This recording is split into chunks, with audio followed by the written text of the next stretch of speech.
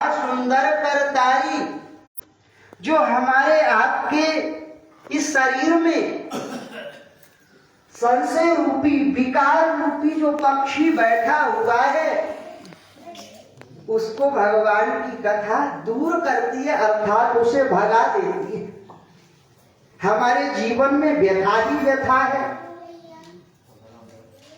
कभी तन की व्यथा तो कभी मन की व्यथा।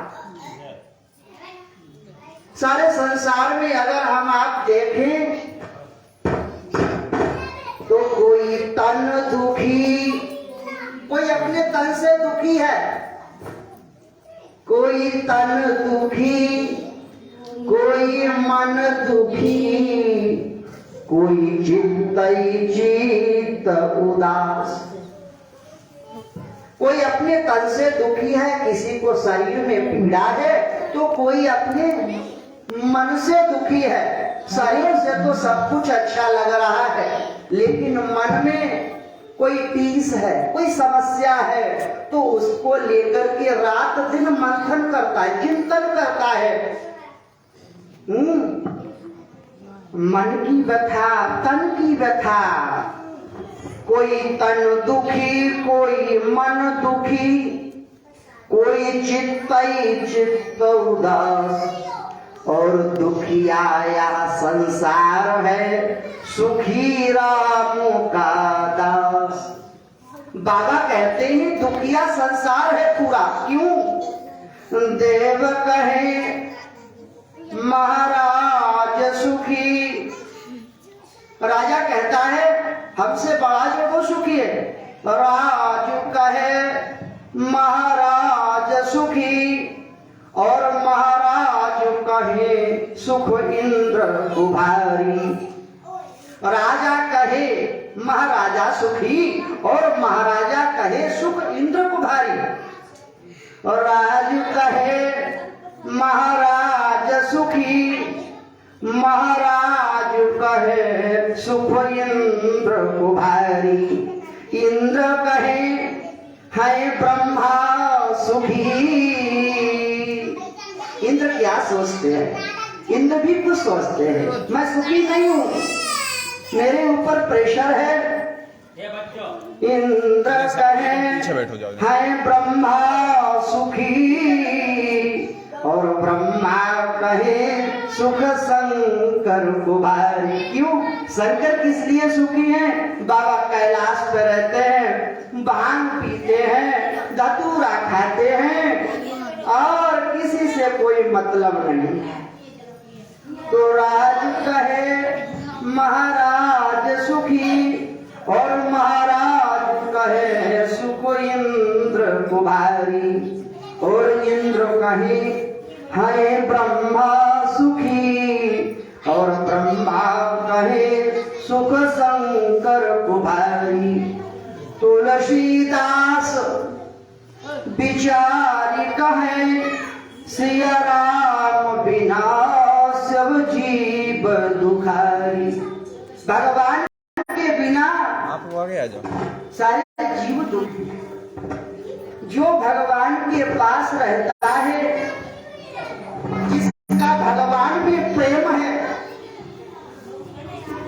वही सुखी है। इसलिए हमारा आपसे इस कथा के माध्यम से एक ही निवेदन होगा, एक ही आग्रह होगा। कभी कभी भगवान को अपना मान करके महसूस करिए। भगवान कहते हैं भक्त की भावना मेरे लिए सब कुछ है। भक्त की भावना से बढ़कर के मेरे लिए कुछ नहीं है।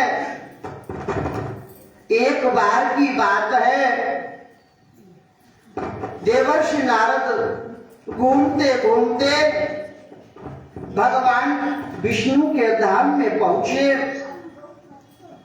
और भगवान से कहते हैं, भगवान को प्रणाम किया, कहा प्रभु आज तो मैं थक गया। भगवान कहते हैं नारद क्या बात है, क्यों तुम थक गए हो, क्या बात है? नारद कहते हैं पहले तो मैं वैकुंठ में गया, वहां भी स्थान खाली था। इसके बाद में सत्यलोक में गया, सत्यलोक में भी आप नहीं मिले। इसके बाद फिर मैं क्षीर सागर में गया तो आप वहां भी नहीं मिले। और अब आप, मैं देख रहा हूं अपने भक्तों के समीप, उनके सानिध्य में बैठे हैं। ये कारण क्या है? आपका स्थान कहाँ है? तो भगवान कहते हैं नाहं बसामि वैकुंठे, नाहं बसामि वैकुंठे योगिनां हृदयेन च मद्भक्ता यत्र गायन्ति तत्र तिष्ठामि नारद।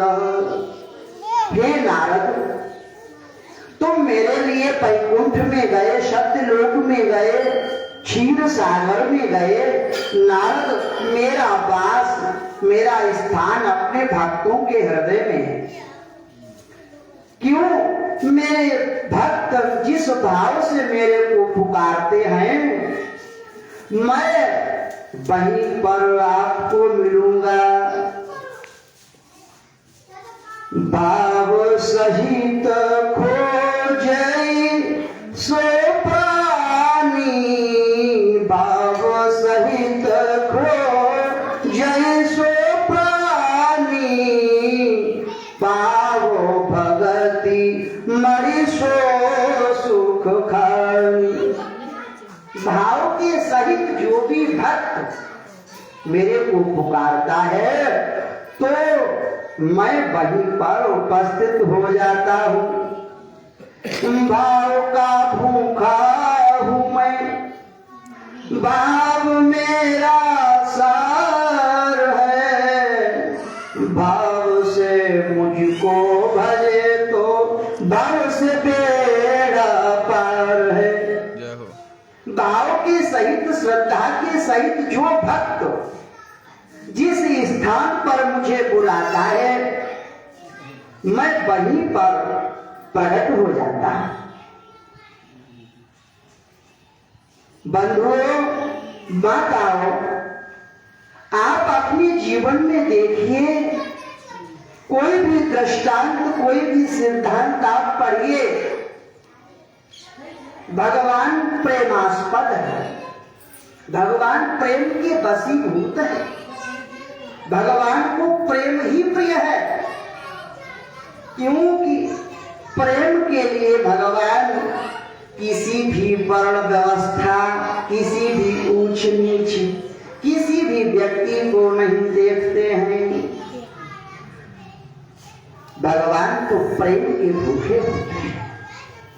राम ही केवल प्रेम प्यारा, राम ही केवल प्रेम प्यारा, जान लेऊ सोई जान निहारा। भगवान को प्रेम के भूखे, तो इसलिए प्रेम से कथा सुनिए, भाव से कथा सुनिए। ये आपका मन बनाने के लिए, ये आपका भाव जोड़ने के लिए मैंने ये प्रसंग सुनाया है। माताओं, ये भगवान शिव जी का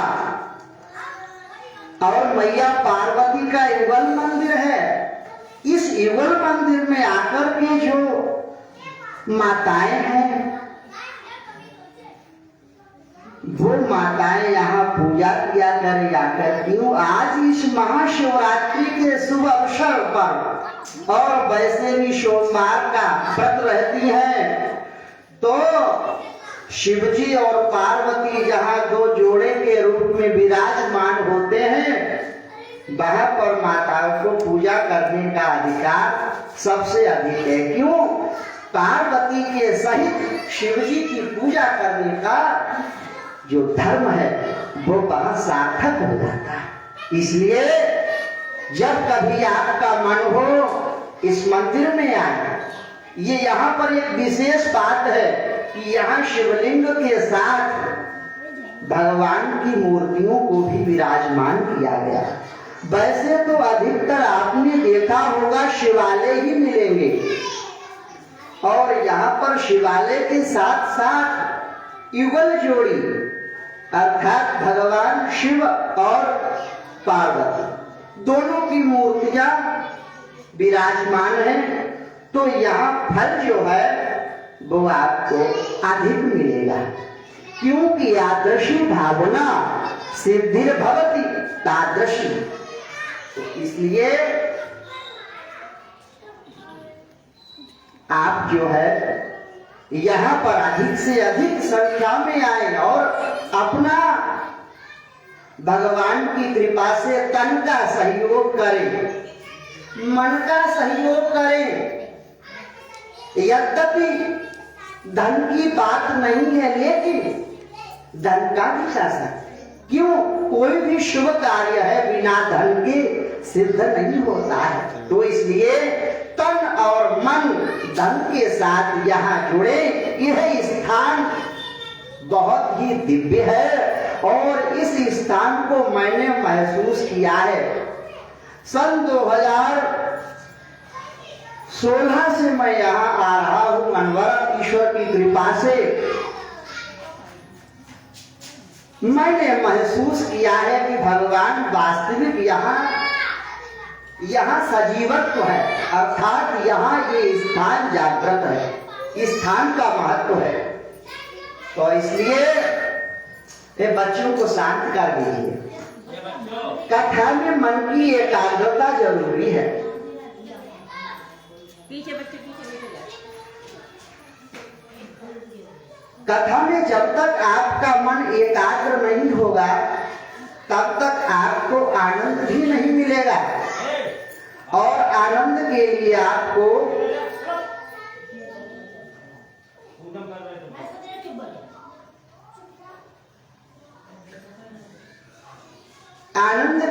तो आपको भगवान के चरणों में ही बैठना पड़ेगा। बहुत से लोग कहते हैं अरे भोजन में आनंद आ गया। भोजन में आनंद नहीं है। नश्वर जो चीज है उसमें आनंद नहीं है। आनंद तो कहाँ है?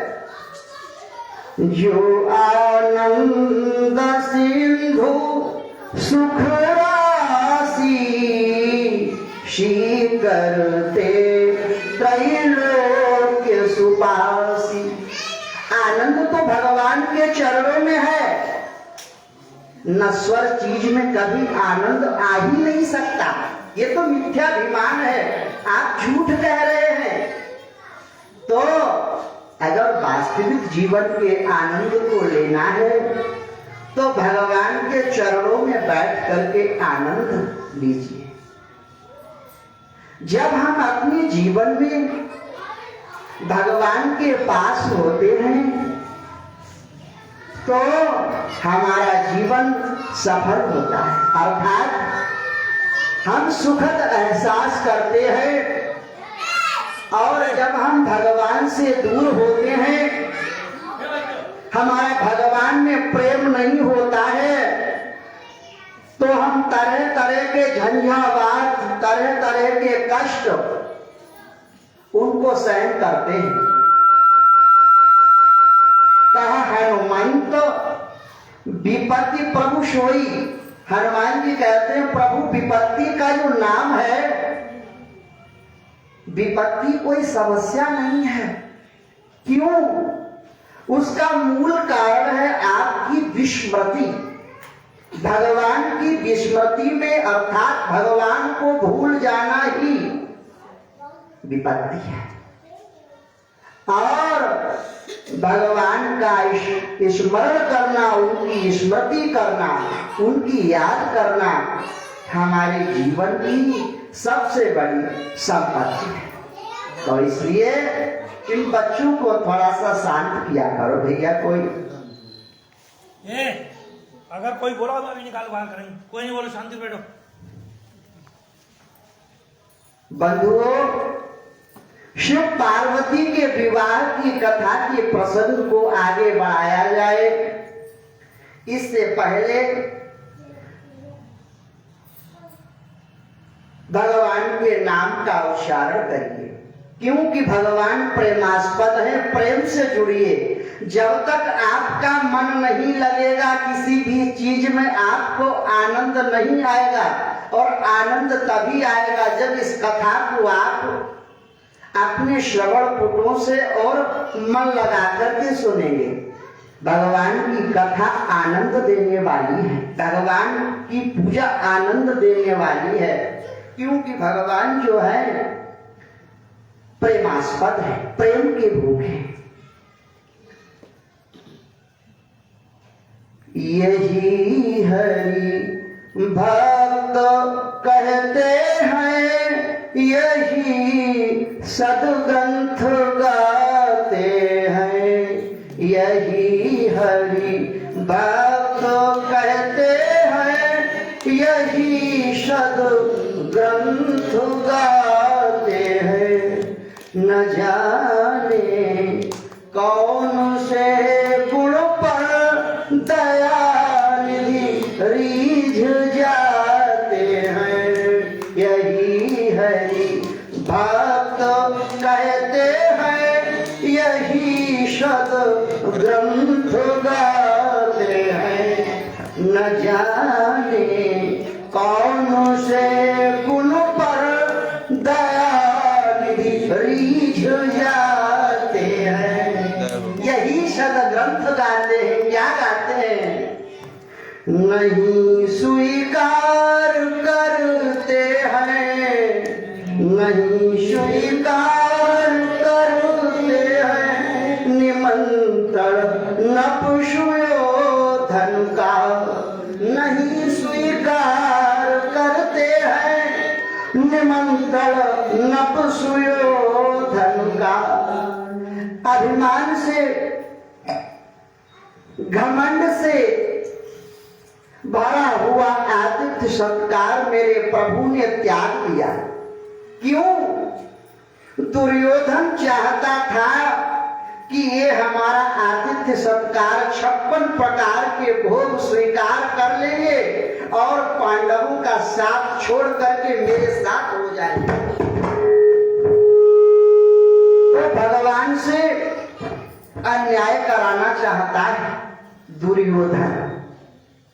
भगवान कहते हैं ऐसी मेवा, ऐसे 56 प्रकार के भोग नहीं चाहिए दुर्योधन तेरे। क्यों? तेरे अंदर अहंकार है, तेरी दुर्भावना है।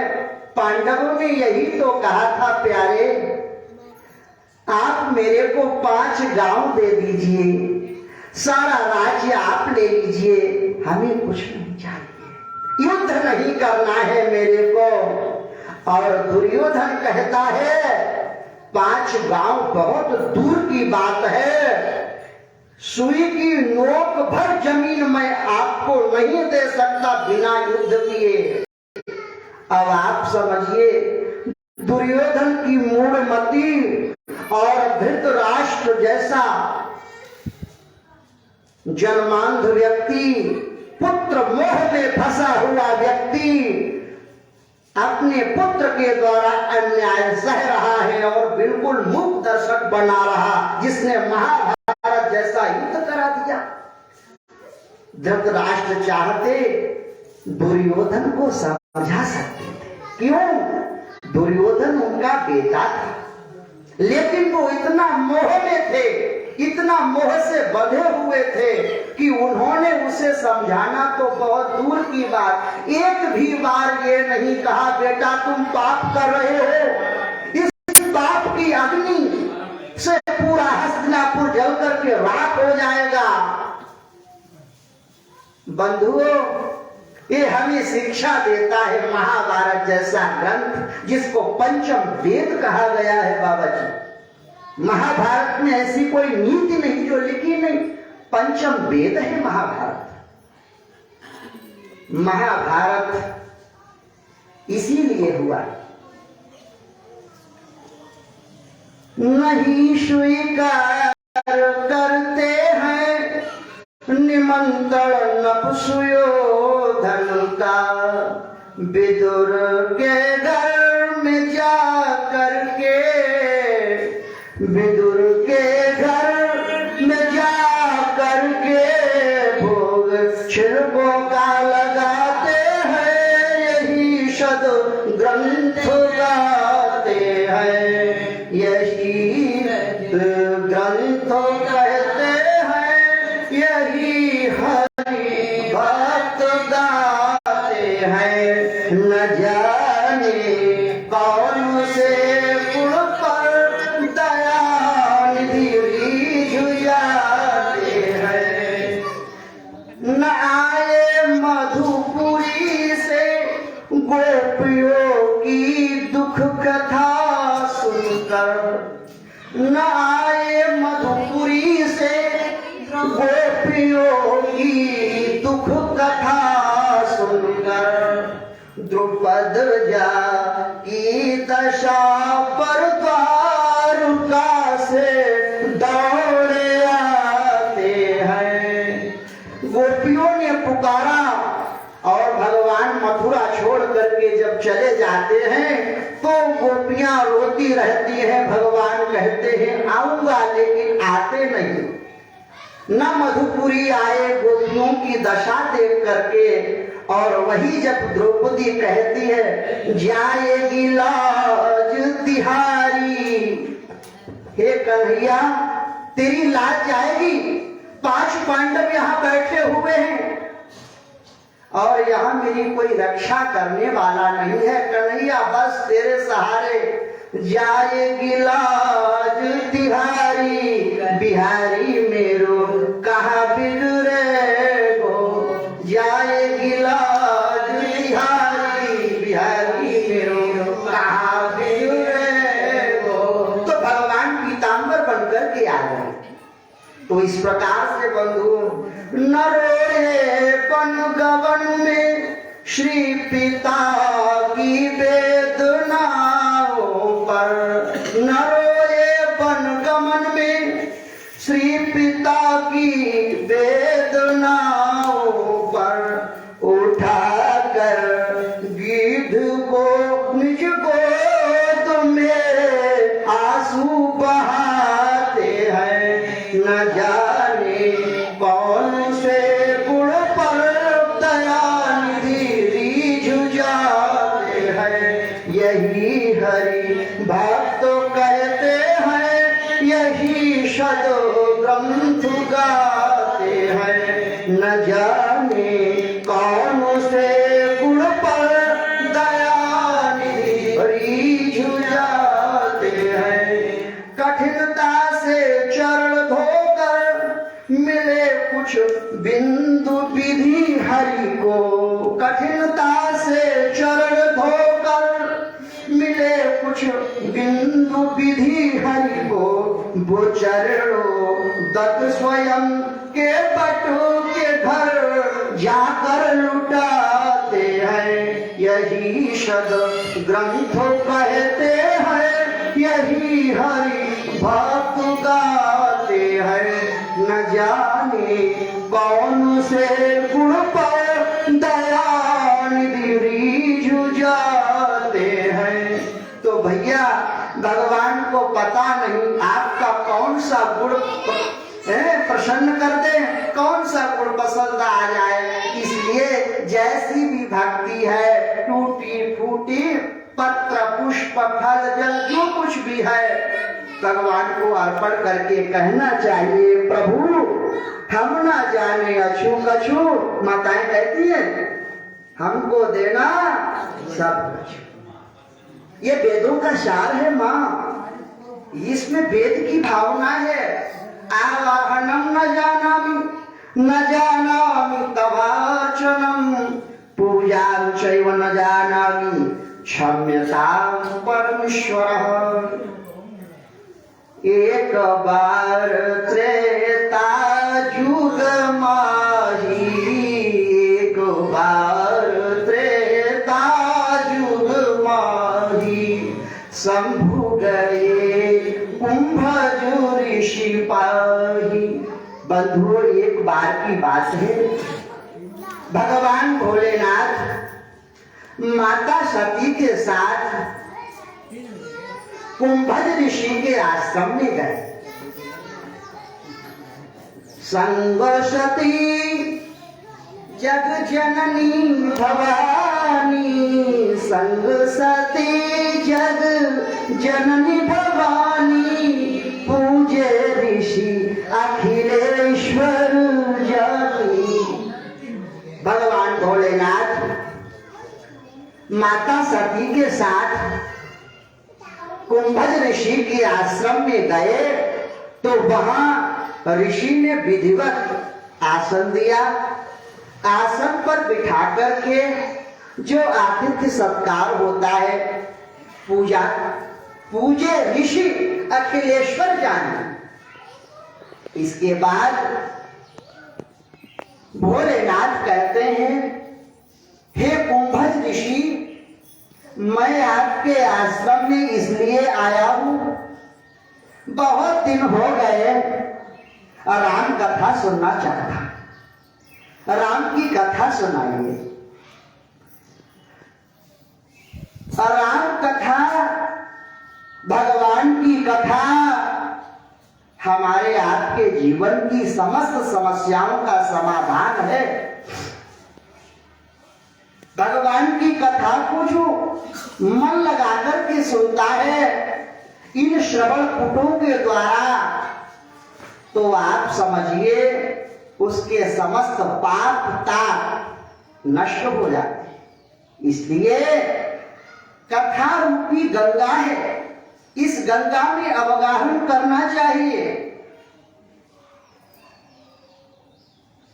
इस गंगा में जो व्यक्ति श्रद्धा के साथ मन लगा करके डुबकी लगाने का मतलब यहाँ जल नहीं बह रहा है, यहाँ तो ये शब्द रूपी गंगा निकल रही है। बिल्कुल अपना मन लगा दो माताओं। भाइयों, महाशिवरात्रि का पावन पर्व है और इस पावन पर्व पे जो ये कथा आप सुन रहे हैं, इस कथा का फल बहुत ज्यादा है, क्योंकि हर चीज का एक अवसर होता है। प्रातः काल होता है, प्रातः काल का एक अवसर होता है, इसके बाद मध्याह्न काल का भी एक अवसर होता है और फिर सायंकालीन। तो सब समय की बात है। जो समय आपको शरीर मिला है, इस शरीर की बात है, आज आप स्वस्थ हो, भगवान का भजन कर लो भैया। क्षणभंगुर जीवन की कलिगा, ये शरीर आज है, पता नहीं कल रहेगा या न रहे, कोई जान नहीं सकता। क्षणभंगुर जीवन की कलिगा, कल प्रात को जान खिली मलयाचल की शुचि शीतल मंद सुगंध समीर चली न चली। कलिकाल कुठार लिए फिरता, तन नम्र है चोट झिली न झिली। भजले हरि नाम वरी रसना, फिर अंत समय में हिली न हिली। पीछे से पढ़ा करें। भजले हरि नाम वरी रसना, फिर अंत समय में हिली न हिली। भैया, जिंदगी में फुर्सत होगी काम से, कुछ समय ऐसा निकालो, प्रेम कर लो राम से। जीवन में कभी भी फुर्सत नहीं मिलती है, तो इसलिए ये बहाने नहीं करना चाहिए।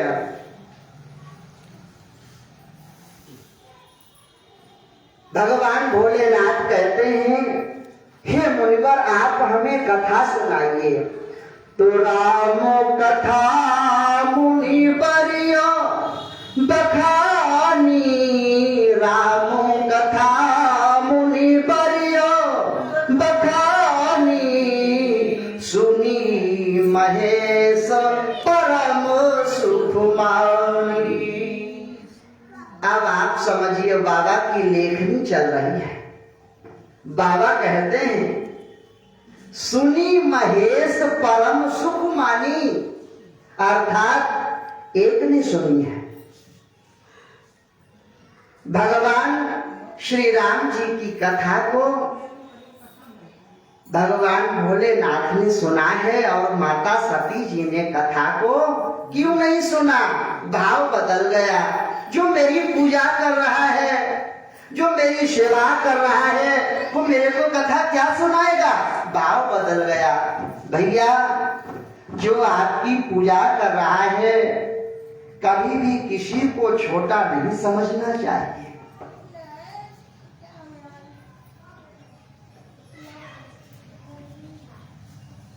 बिल्कुल श्रद्धा के साथ रही, मन लगाकर के साथ रही और अपना मन भगवान में लगाए रहे। बोले ना कोई भी श्रद्धा के साथ, क्योंकि जितना आपका मन लगेगा कथा में उतना ही आनंद आएगा।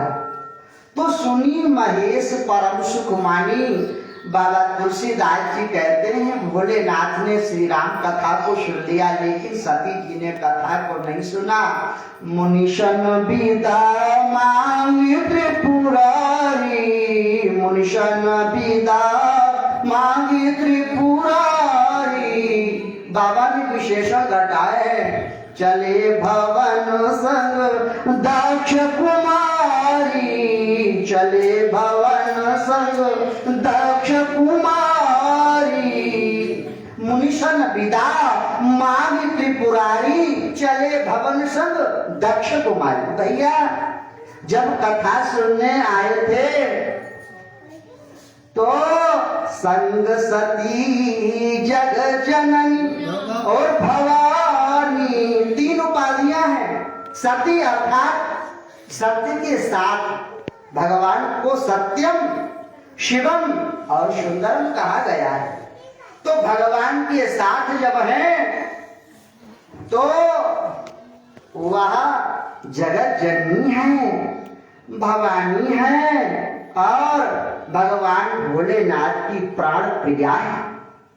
लेकिन जब कथा का निरादर किया तो बाबा ने विशेषण कम कर दिए। फिर क्या कहते हैं, चले भवन संग दक्ष कुमारी, क्योंकि दक्ष को अहंकार था, हो अपने को हर कार्य में मर्मज्ञ समझता हो, मैं बहुत बड़ा दक्ष हूं। दक्ष का मतलब है घमंड का प्रतीक। दक्ष मत मानो, दक्ष तो मेरा परमात्मा हो सकता है, मैं दक्ष नहीं हूं। क्यों? पूर्णमदः, पूर्ण तो भगवान है, जीव तो कभी पूर्ण हो ही नहीं सकता है। क्यों? ये तो परवश है, किसी के बस में रहेगा ये जीव। परवश जीव सोवस भगवंता, और जीव अनेक एक श्रीकंता। परवश है जीव, लेकिन जीव अपने को जब दक्ष समझता है तो इसका अर्थ यह होता है कि फिर उसके शनै शनै पतन के जो कारण है वह बढ़ने लगते, पतन के रास्ते पर वो चलने लगता है। तो इसलिए बंधुओं, दक्ष मत बनिए। तो भगवान भोलेनाथ सती के साथ जब कथा सुनकर के वापस हुए तो एक प्रसंग आता है कि उसी समय भगवान श्री राम जानकी जी का हरण हो चुका था और भगवान श्री राम लक्ष्मण के सहित सीता की खोज के लिए जंगल में भटक रहे थे। बिरह बिकल नरई बर घुराई, बिरह बिकल नर इवर घुराई, खोजत बिपिन फिरत दो भाई। बिरह बिकल नर, बिरह क्योंकि भगवान तो लीला लीला भगवान ने की थी। जब तक मैं राक्षसों का वध करूं तब तक तुम अग्नि में वास करो, ये सीता जी के लिए कहा था। तो इसलिए यह लीला जो है वो जो विद्वज्जन है वही जानते हैं कि भगवान ने एक मनुष्य की लीला की थी। भगवान के साथ भगवान से बड़ा कोई हो नहीं सकता। भगवान तो लीला जिस प्रकार से आप देखते होंगे नाटक आदमी वो एक पात्र रूप बना करके कभी भगवान का रूप बना लेता है, कभी सेवक का रूप बना लेता है, तो कभी राजा बन जाता है। तो उसी प्रकार से यहाँ भगवान ने अनेकानेक लीलाएं की।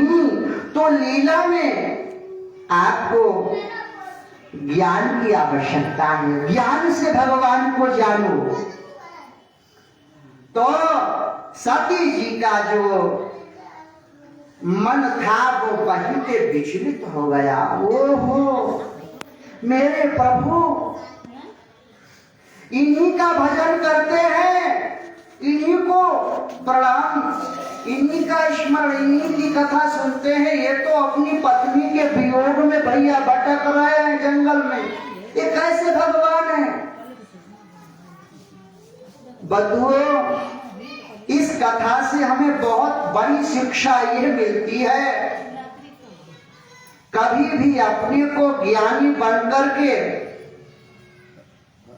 अधिक ज्ञानी बनकर के आप अपने में धोखा कर रहे हैं, आप धोखा खा रहे हैं। क्योंकि आप अज्ञानी बनकर के भले ही पार पा जाएं, लेकिन सती जी जैसा आपके ज्ञान नहीं हो सकता है। सती जी को भी आज दिग भ्रम हो गया है। वो जानती थी कि ये भगवान, लेकिन उन्होंने कथा को सुना नहीं। पति का निरादर है यहाँ पर, बिना पति के पत्नी का अस्तित्व तो नहीं है। जिया बिनु देह नदी बिनु पानी, जिया बिनु देह नदी बिनु पानी, तैसे ही नाथ पुरुष बिनु नारी। जिया बिनु देह, जिस प्रकार से इस शरीर से आत्मा निकल जाए, जीव निकल जाए, तो शरीर का कोई अस्तित्व है नहीं है। नदी हो और उस नदी में जल न हो तो क्या उस नदी का महत्व है? जिया बिनु देह नदी बिनु बारी। ए मैया जानकी कहती है, प्रभु आप हमसे कह रहे हो घर रहो, मेरा क्या अस्तित्व है बिना पति के? जहां आप रहेंगे वहीं मैं रहूं। तो बंधु यहाँ पर भोलेनाथ से कटकर के सती जी ने यह अपराध किया है, तो आज उन्हें भ्रम हो गया है। क्योंकि पुरुष के साथ में स्त्री का बहुत बड़ा महत्व है। वो साक्षात जगत जननी माँ भवानी हो सकती है और पुरुष से अलग होकर के उसका कोई अस्तित्व नहीं है, वो भटक सकती है। प्यारे, ये कथा शिक्षा देती है कि भगवान भोलेनाथ से सती जी कटी और कट करके वह भ्रमित हो गई। क्यों? सुनी महेश परम सुख मानी, और सती जी ने उस कथा में कोई दिलचस्पी नहीं दिखाई। तो इस प्रकार से सती जी को जब भ्रम हो गया तो भगवान मन ही मन यह सोच रहे हैं कि सती जी आपका भ्रम कैसे दूर होगा? ये जय सच्चिदानंद जग पावन, अस कही चले मनोजन सावन। चले जात शिव सती समेता, पुनि पुनि पुलकत कृपाणी केता। सती सो दशा शंभु कई देखी, उर उपजा संदेह विषेदी। सती जो दशा शंभु कई देखी, तो उर उपजा संदेह विषेदी, संदेह पैदा कर। किसी की भी जांच परख कर लेनी चाहिए, तब संदेह करना चाहिए। सती जी ने ध्यान नहीं दिया और वह संदेह कर गई। सती जी ने बोला, प्रभु ये आपके स्वामी हैं, आपने इनको प्रणाम किया। ये तो एक विरही और कामी पुरुष की तरह भटक रहे हैं। आप इन्हें अपना ईश्वर मानते हो या ये ईश्वर है? यही तो सबसे बड़ी हम आप भूल करते हैं कि जान नहीं पाते। क्यों जानेंगे कैसे जब हम भगवान से अलग हो गए, हम विश्वास से अलग हो गए। श्रद्धा विश्वास रूपणौ, भगवान विश्वास का प्रतीक है। भवानी शंकरौ श्रद्धा, श्रद्धा विश्वास रूपिणौ। भवानी शंकर वंदे श्रद्धा विश्वास रूपिणौ। या ध्यान विना न पश्यन्ति सिद्धा स्वान्तस्तमीश्वरम्। विश्वास से जब श्रद्धा अलग होती है तो फिर वो श्रद्धा भटकती है। आज सती जी भटक रही। आपके स्वामी हैं ये, हमें स्वामी नहीं लगते। बाबा ने जब सुना है तो बाबा बड़े दुखी हो गए। बाबा को बहुत दुख हुआ। अरे सती तुम कैसी बातें कर रही, ये तो मेरे प्रभु हैं। सती जी को जब विश्वास नहीं हुआ, बाबा ने समझाया, आखिर में कह दिया, जो तुमरे मन अति संदेह, तुम्हारे संदेह हो गया है सती जी। जो तुमरे मन अति संदेह, तो किन जाहि परीक्षा ले। जाओ परीक्षा लो जाकर के।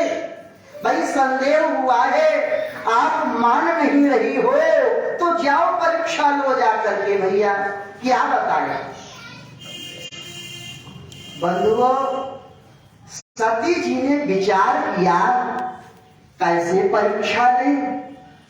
उन्होंने कहा जिसके लिए ये भटक रहे हैं, घूम रहे हैं, उसी का वेश बना लिया जाए तो परीक्षा भी हो जाएगी और इसके बाद ये भी पता चल जाएगा कि ये कोई साधारण पुरुष हैं या इनके इष्ट देव हैं। तो भगवान कहते हैं, सती जी ने जो वेश बनाया, सीता जी का वेश बनाया। ओहो, कितना बड़ा अपराध कर रही हैं। भगवान श्री राम भोलेनाथ को अपना इष्ट देव मानते हैं, स्वामी मानते हैं, और आज सती जी ने अपना जो स्वरूप था वो सीता जी का बना लिया और सीता के वेश में आकर के भगवान के सामने से वह निकले ताकि भगवान श्री राम जी उनको सीता समझे और सीता जान करके कहे, अरे सीते, मैं तो तुम्हें खोज रहा था, तुम तो यही मिल गई। इस प्रकार से जब उन्होंने वेश बनाकर के सीता जी का स्वरूप बनाया और भगवान के पास से वो निकली, भगवान श्री राम समझ गए आज सती जी मेरी परीक्षा ले रही हैं। तो सती कपट जान्यू सुर स्वामी, सती कपट जान्यू सुर स्वामी, सब दर्शी सब अंतर जामी। भगवान तो अंतर्यामी है, घट घट की जानने वाले हैं। भगवान सब जान गए और भगवान ने कहा अरे जोड़ी पानी प्रभु किन प्रणामो, जोड़ी पानी करी किन प्रणामो, पिता समेत लीन निज नामो। और कहते हैं भगवान अरे सती जी आप दक्ष की पुत्री हैं और मेरे स्वामी इष्ट देव की धर्म पत्नी है। आज हमारे बाबा कहाँ हैं? बाबा को कहाँ छोड़ आई हो? बंधुओं इसीलिए तो डर रही थी कहीं पहचान न लें, और भगवान ने पहचान लिया। ओहो अब क्या करें? अब तो सती जी को ऐसा लगा अब हम क्या करें, यहाँ तो सारी हमारी जो गुप्त बात थी वो जान गई, ये तो वास्तविक प्रभु हैं। कयौ बहोरी कहाँ वृष के तू, विपिनी अकेली फिरहु के है। अरे प्रभु कहाँ है? अकेली आप जंगल में? आज मेरे स्वामी कहाँ हैं? अब तो सती जी से ऐसा लगा जैसे सब कुछ मेरा चला गया। इधर पति की बात नहीं मानी, परीक्षा लेने आई और परीक्षा में भी फेल हो गई।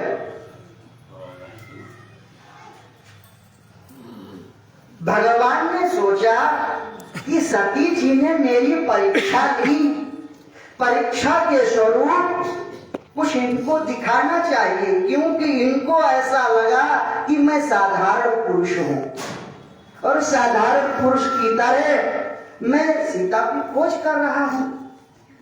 तो सती देखो कौतुक मग जाता, सती देखो कौतुक मग जाता, आगे राम सहित श्री भ्राता।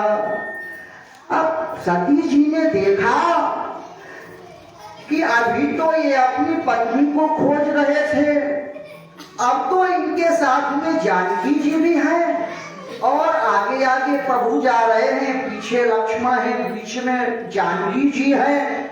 फिर इधर उधर देखा तो भगवान ने अपनी माया से जिस तरफ सती जी ने अपनी दृष्टि डाली उस तरफ भगवान के ही रूप फिर देखा है। सती जी ने बहुत से देवता, ऋषि, मुनि, यक्ष, किन्नर, गंधर्व सभी भगवान की आरती उतार रहे हैं, सभी भगवान को ला दो सेवा कर रहे हैं। ला दो।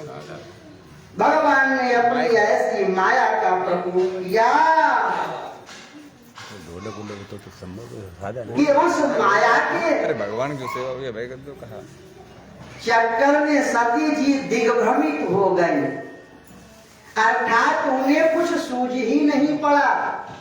इतना ज्यादा भयभीत हो गई सती जी की डर गई और नैन मूंद लिए। ये क्या हो रहा है मेरे साथ? मैं जिस तरफ देख रहा हूँ उस तरफ ही भगवान दिखाई पड़ रहे हैं और उस तरफ ही सीता जी, लक्ष्मण और जानकी ये सब दिखाई पड़ रहे हैं।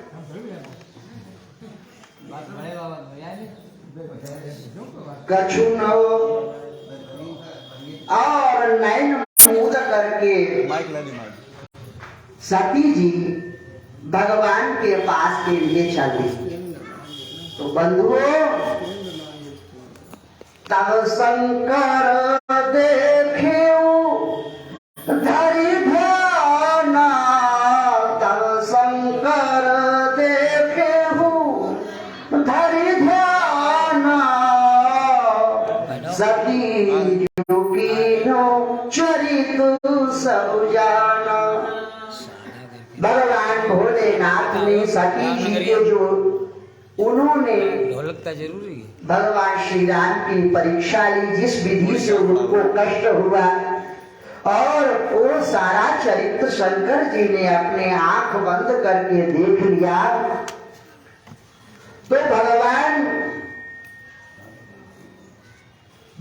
भोलेनाथ ने मन में विचार कर लिया, सती जी ने सबसे बड़ा अपराध किया है, उन्होंने सीता का वेश बना लिया। भगवान श्री राम मेरे इष्ट हैं और मेरे स्वामी हैं, मां जानकी मेरी स्वामिनी है, और इन्होंने जानकी का वेश बनाया है, तो ये मेरी मां के समान है। इसलिए अब इनके साथ संबंध नहीं हो सकता है। भगवान शिव जी ने दृढ़ निश्चय कर लिया, जो अब करहूं सतीशन प्रीति, मिटहि भगति पत होहि अनीति। जो करहूं सतीशन प्रीति, मिटहि भगति पत होहि अनीति। अगर सती के साथ संबंध रहेगा तो धर्म ग्रंथ शास्त्र क्या कहेंगे? सती ने मां का वेश बनाया, इसलिए वो मातृवत हो गई। तो शिव संकल्प कीन मन माही, यही तन सती भेंट अब नहीं। इस शरीर से सती के साथ अब भेंट नहीं होगी। बंधुओं, भगवान शिव जी ने मन ही मन में ये संकल्प कर लिया कि आप सती जी के साथ जीवन में संबंध नहीं, और सती का जो अभिष्ठान है वो वामांग नहीं होगा, आप सम्मुख होगा। तो बंधुओं, शिव संकल्प कीन अब नाही, यही तन सती भेंट अब नाही। सती जी के मन में जब ये संकल्प सुना सती जी ने, तो क्लेश हुआ उन्हें। क्योंकि क्लेश तभी होता है जब हमारे द्वारा जीवन में गलतियां होती, हमारी मूल गलती का, हमारे अपराध का जब हमें दंड मिलता है, तब हम महसूस करते हैं, तब हम इस चीज को जानते हैं कि मेरे द्वारा कोई अपराध हुआ है, उस अपराध की सजा मैं भोग रहा है। इसलिए धर्म ग्रंथों में ऐसा लिखा है कि अपराध करने से पहले थोड़ा सा डरना चाहिए। पाप का डर होता है, पुण्य का बल होता है। इसलिए सब कर्म और पुण्य को करना चाहिए, पाप से डरना चाहिए। बंधुओं, इधर क्या हुआ? दक्ष लिए मुनि बोल सब करना लगे, न्योते सादर सकल सूरजे पावतो मखो भाव। इधर क्या हुआ, सती जी भगवान भोलेनाथ ने समाधिस्थ होकर के अपनी आराधना शुरू कर दी और सती जी भगवान के पास बैठ गई। भगवान शिव की समाधि कब खुले, कब भगवान जाने, इसी इंतजार के साथ दक्ष ने एक बहुत बड़े यज्ञ का आयोजन किया। कथा आप सभी को पता है, दक्ष ने सबको निमंत्रण भेजा था, सभी उस कथा में गए थे, उस यज्ञ में गए थे, लेकिन सती को निमंत्रण नहीं दिया था। क्यों नहीं दिया था?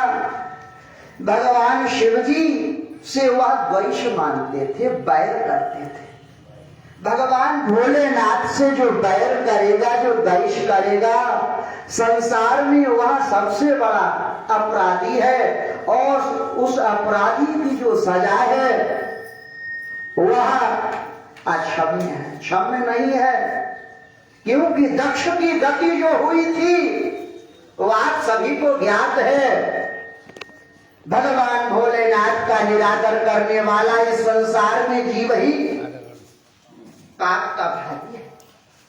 भगवान कहते हैं, शिवद्रोही मम दास कहावा, शिवद्रोही मम दास कहावा, सो नर सपने मोहि न भावा।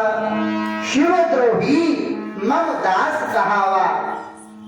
भगवान श्री राम कहते हैं, शिव का जो द्रोही है, शिव से बैर करने वाला व्यक्ति है और मेरे मंदिर में आकर के मेरी पूजा करे, बाबा को नमन न करे, सो नर सपने मोहिन भावा, अर्थात वह व्यक्ति मेरे को प्रिय नहीं है। ये भगवान कहते हैं श्री राम जी। और एक गुप्त मत सवई कहूं समझाई,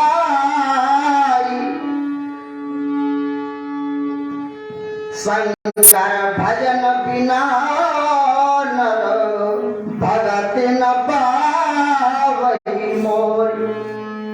भगवान शंकर की भक्ति के बिना मेरी भक्ति नहीं पा सकता है, इसलिए शिव की पूजा करनी चाहिए, क्योंकि शिव कल्याण कारक है। शिव समानो दाता नहीं, शिव समानो दाता शिव समानो दाता नहीं, विपत्ति विदारण शिव समानो दाता नहीं, विपत्ति विदारण और लज्जा मोरी राखियो बैला के असवार। शिव के समान कोई दाता नहीं है भैया, क्योंकि भगवान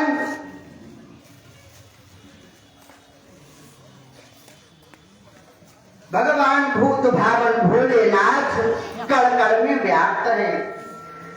विराजे आप कण कण में तुम्हें पाऊं कहाँ कैसे। विराजे आप कण कण में तुम्हें पाऊं कहाँ कैसे।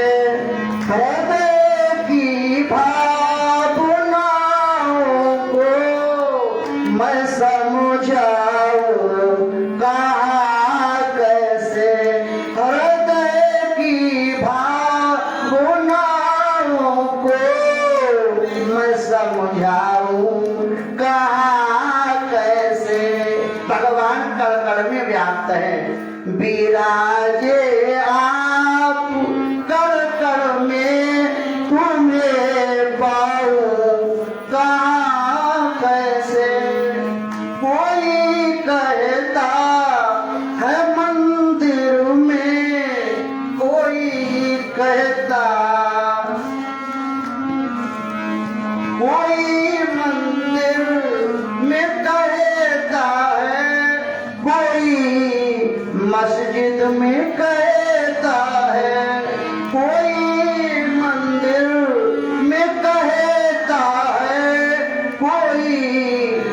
मस्जिद में कहता है बता दो ढूंढने तुमको भला जाऊं कहाँ कैसे, बता दो ढूंढने तुमको भला जाऊं कहाँ कैसे, बिराजे आप कड़ में तुम्हें पाऊं कहाँ कैसे। तो भगवान कड़ में व्याप्त है, भगवान चराचर जगत में विद्यमान है। तो बंधुओं, सती जी ने जब निरादर कर दिया तो भगवान भोलेनाथ कहते हैं कि सती का त्याग करना बहुत जरूरी है। जब पाप प्रबल होता है, पाप बढ़ जाता है, तो व्यक्ति अनैतिक कर्म करता है और फिर वह शनै शनै नष्टता की तरफ आगे बढ़ता है। दक्ष ने यज्ञ किया और उस यज्ञ में सभी देवी देवता बुलाए गए। ऊपर से विमान जा रहे हैं। सती जी ने औरों के मुख से सुन रखा था कि पिताजी यज्ञ करने वाले हैं, निमंत्रण नहीं था। भगवान भोलेनाथ से कहती है प्रभु पिताजी यज्ञ कर रहे हैं, आप नहीं चलेंगे। भगवान ने कहा मेरे लिए कोई निमंत्रण नहीं है, आपके पिताजी मेरे से द्वेष मानते हैं। उस द्वेष के कारण उन्होंने सबको निमंत्रण दिया है, केवल मैं ही छोड़ा गया हूं, शायद इसीलिए तुम्हें भी निमंत्रण न दिया गया हो। दक्ष ने वास्तविक ये सत्य किया था कि भोलेनाथ को सिवा छोड़ करके और सबको बुलाया। सती जी के मन में उत्कंठा जागृत हुई, पिता के घर जाऊंगी, पिता से कहूंगी कि भोलेनाथ को बुलाएं। माताओं के अंदर ये अक्सर मायके की पक्षपात नहीं होता है, यहाँ पर ये अंतर आत्मा होती है। ससुराल उनका घर होता है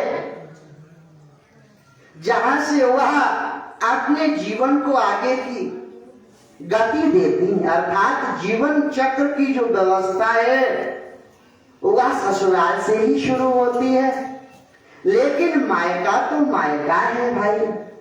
माँ के पिता के पास रह करके पढ़ लिख करके मातृपक्ष उसे कभी भूल नहीं पाता है। जब कभी बुलावे की बात आती है तो सबसे पहले तैयार हो जाते हैं लोग। अगर अभी आप कहीं कहें इनको बुलाने के लिए, ले चलने के लिए तो समय लगेगा, लेकिन अभी भाई और माँ का फोन आ जाए तो सारी तैयारी एकदम रेडीमेड पैक रखी है, बिल्कुल 1 मिनट नहीं लगेगा, चलिए बैठिए। और वही कहीं अभी दूसरी जगह चलने को हो तो मेरे पास ये नहीं, वो सामान नहीं, ये लाना है, वो साड़ी नहीं अच्छी है। और मायके की जब बात हो तो सारी साड़ियां सही हैं, सारा सामान सही है, एकदम ऑलरेडी तैयार। ये भाव होता है माताओं के अंदर। तो भगवान भोलेनाथ ने समझाया, सती जी मैं आपको समझा रहा हूं, जो बिन बोले जाऊ भवानी और राहीन, वहां शील नहीं रहेगा, वहां आपका कोई भी सम्मान नहीं होगा, किसी भी प्रकार से आपका आतिथ्य सत्कार नहीं होगा।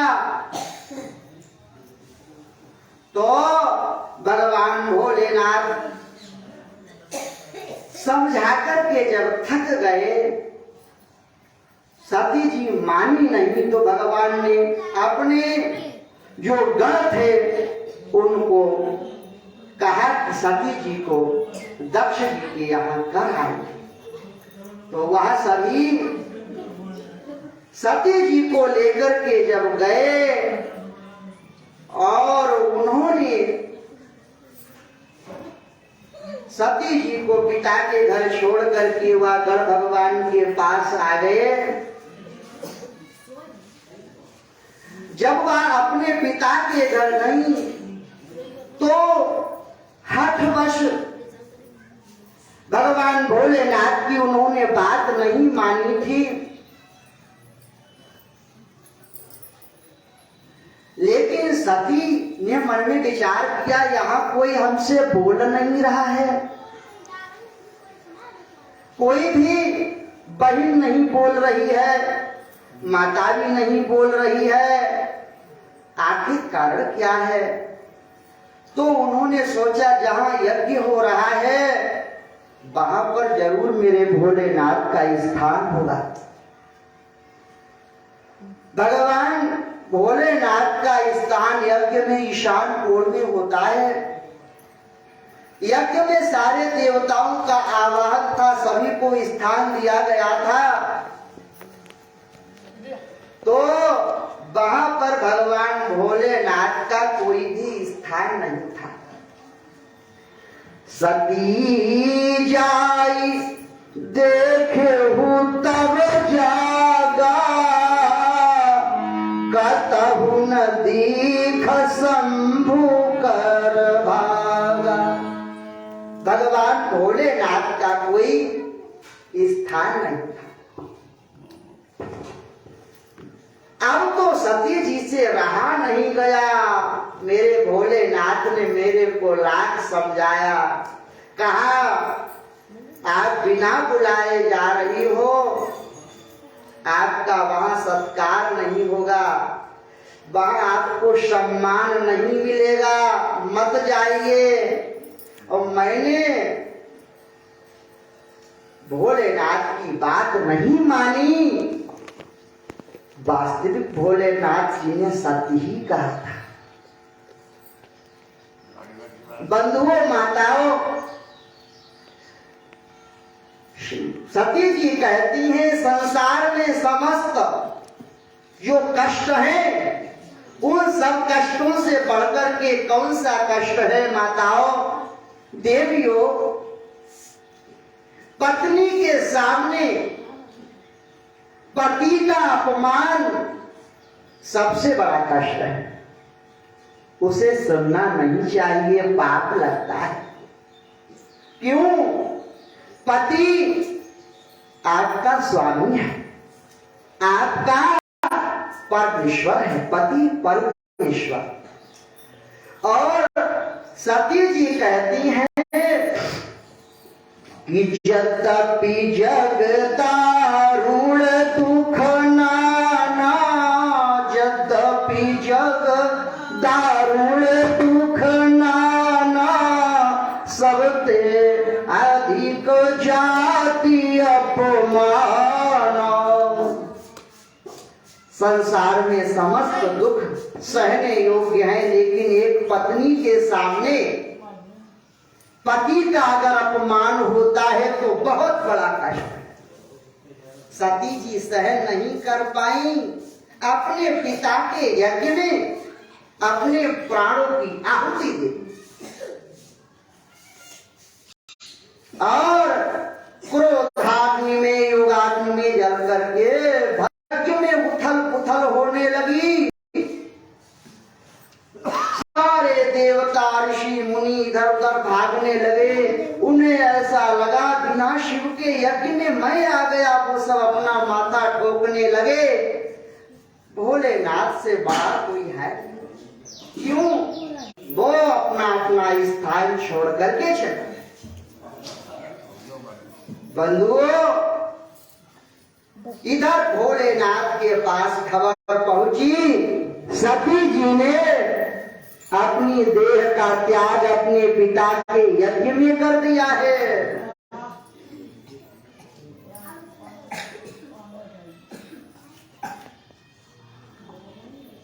बाबा भोलेनाथ को क्रोध तो आता नहीं, कभी भी क्रोध आ गया। आखिर सती का क्या अपराध रहा? सती ने देह का त्याग क्यों किया? भगवान भोलेनाथ ने एक अपनी जटा निकाली और जमीन पर पटक दी। बाबा गोस्वामी तुलसीदास जी कहते हैं, समाचार जब शंकर पाए, समाचार जब शंकर पाए, वीर भद्र कई को पठाए। भगवान भोलेनाथ ने जब ये समाचार सुना, त्रिशूलधारी पैदा कर सती जी ने देह का त्याग कर दिया है, तो एकदम जटा से वीरभद्र को प्रकट किया। वीरभद्र ने प्रणाम किया, कहा प्रभु मेरे लिए आज्ञा। भगवान ने कहा दक्ष के यज्ञ को विध्वंस कर दिया। ऐसे यज्ञ को सिद्ध नहीं करते, क्यों? जिस यज्ञ में बाबा का अपमान हो। तो वीरभद्र कई गोप पठाए। क्रोध में भगवान ने वीरभद्र को पैदा किया और वह वीरभद्र गए और उन्होंने दक्ष का जो सिर था उसे काट करके यज्ञ कुंड में स्वाहा कर दिया। सूखा के दांत तोड़ दिए। भृगु ऋषि की दाढ़ी उखाड़ दी। जिन्होंने भगवान शिव की निंदा की बंधुओं, उन सबको दंड मिला।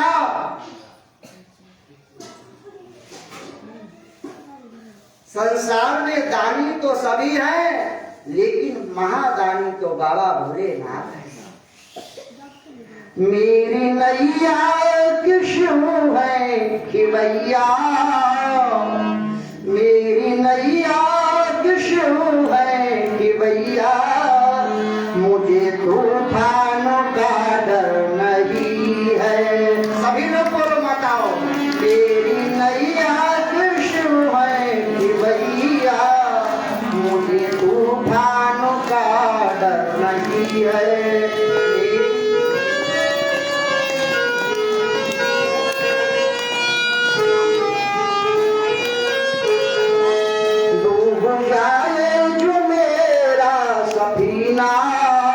इतना गहरा समुंदर नहीं है, डूब जाए जो मेरा सफीना।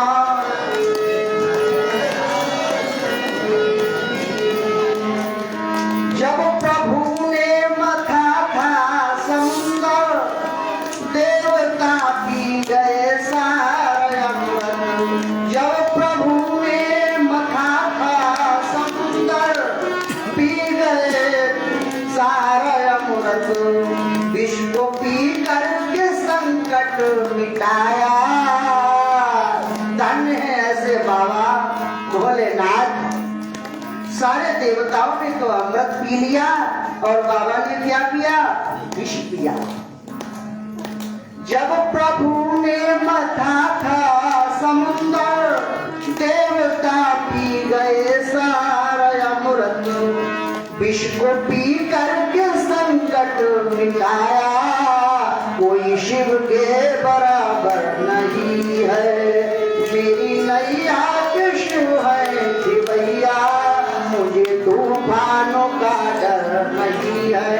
डूब जाए ये मेरा सफीना, इतना गहरा समुंदर नहीं है। डूब जाए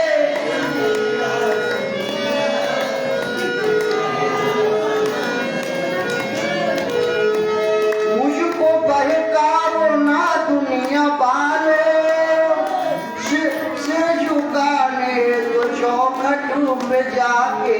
मुझको बहकाओ ना दुनिया वालों, सिर झुकाने तो चौखट पे जाके। देवता देखे हैं हमने लाखों, देवता देखे हैं हमने लाखों, शिव के बराबर नहीं है, देवता देते हैं हम।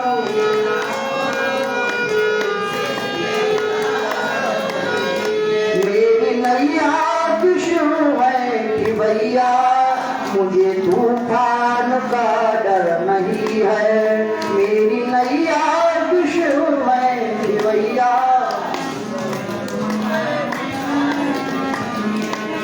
शिव के चरणों में सिर को झुका ले, मांगना है सो ईश्वर से पाले। शिव के चरणों में सिर को झुका ले, मांगना है सो ईश्वर से पाले। जग में दानी बड़े सबसे शंकर, जग में दानी बड़े सबसे शंकर, कोई इनके बराबर नहीं है। जग में दानी बड़े सबसे शंकर।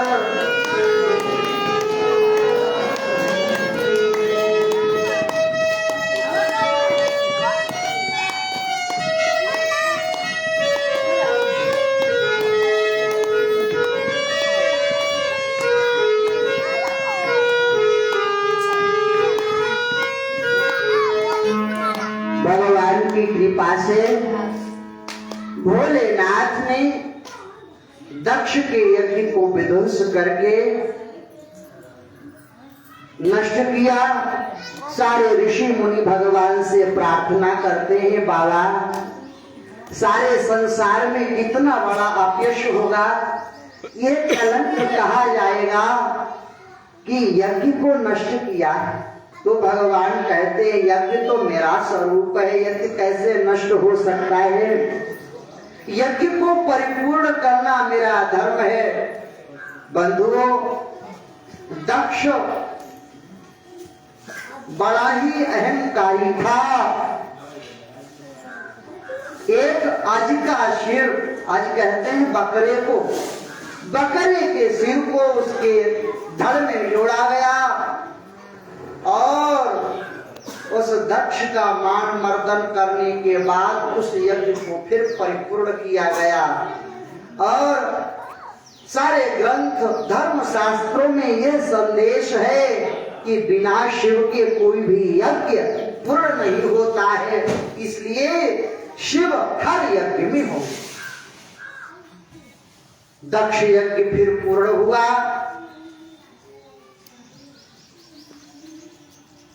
सती मरत हरिशन बर मांगा। सती जी ने देह त्याग करते समय भगवान से यह वरदान मांगा था, प्रभु भोलेनाथ के सिवा मेरा विवाह किसी से न हो, मुझे तो भगवान भोलेनाथ ही पति रूप में चाहिए। बंधुओं, सती जी का पुनर्जन्म हुआ हिमाचल के घर मैना के यहाँ पार्वती के रूप में।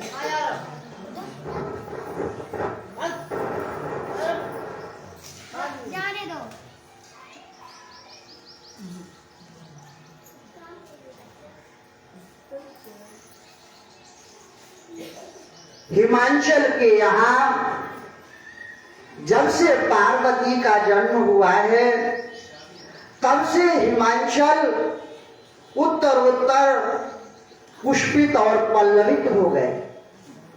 पहले सूखे थे, हरे भरे, उनके पर्वतराज है हिमालय पर्वत की कन्या, तो पर्वतराज पुष्पित और पल्लवित हो गए।